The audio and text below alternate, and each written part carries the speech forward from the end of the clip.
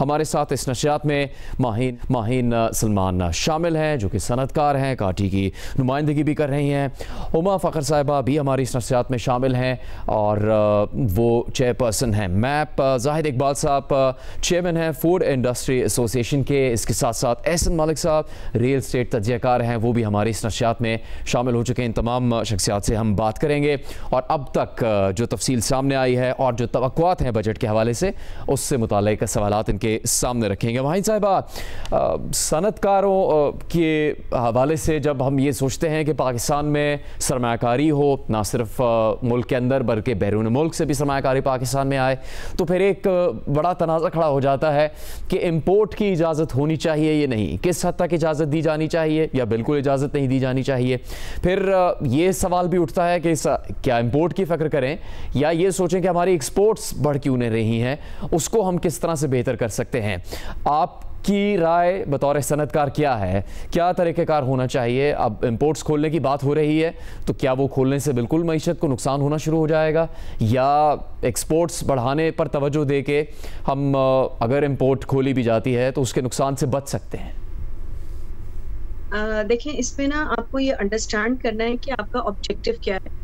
जो इस वक्त बजट प्रेजेंट किया गया है वो मुझे ग्रोथ फ्रेंडली बजट बिल्कुल नहीं लगता। उसमें आपके फिस्कल एंड को लिटरली स्क्वीज कर दिया है उन्होंने।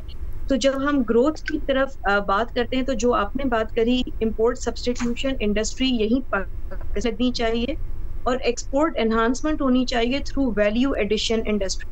लेकिन ये दोनों चीजें मुझे इस बजट के अंदर मिसिंग नजर आ रही हैं और ये एक इंडस्ट्रियलिस्ट, आम इंडस्ट्रियलिस्ट चाहता है, बिकॉज डॉलर रेट आपका इस कदर बढ़ चुका है कि अगर आप इंपोर्ट की तरफ जाते हैं तो कॉस्ट ऑफ प्रोडक्शन आपकी बहुत ज्यादा एस्केलेट कर जाती हैं।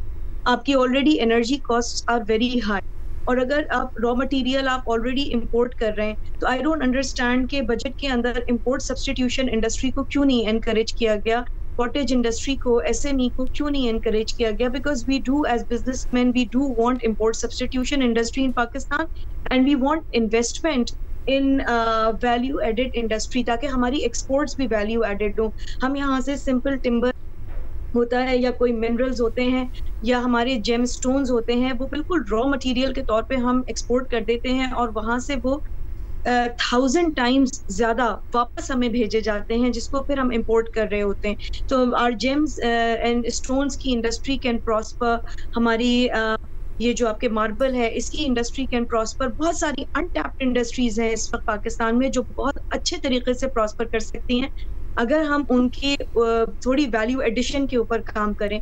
So yes, as now it depends ke as a country what are your priorities, but as a business person, yes, we do want import substitution industry in Pakistan and we do want export enhancement industry in Pakistan. सही है।